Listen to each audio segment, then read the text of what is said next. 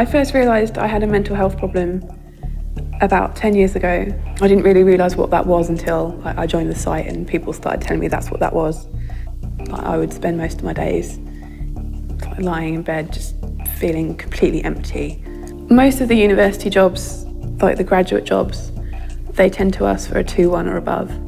Having a 2-2 rather than a 2-1 meant that I wasn't qualified for all the jobs that I knew that I could do.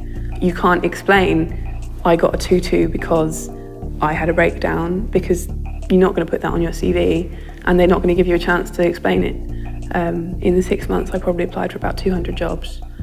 I had 3 interviews, and when they ask you things about your strengths and weaknesses, I was never really good at answering those kind of questions, because to me, I'd messed up university, I should have done better, so it was difficult for me to say, these are my strengths.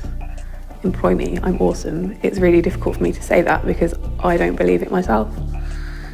The first few weeks at the job where I was working with my mum were actually quite good.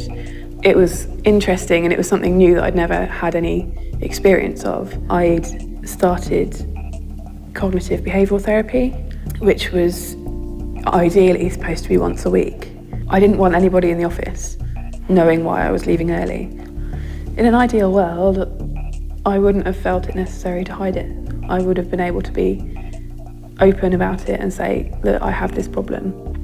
It will only affect my work if I'm not allowed to get help for it. This year, I hope that I will find something permanent, job-wise. I want to come off my medication. Maybe not this year, but maybe next year.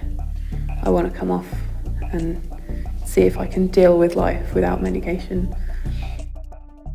TheSite.org, your guide to the real world. Your guide to the real world. Your guide to the real world.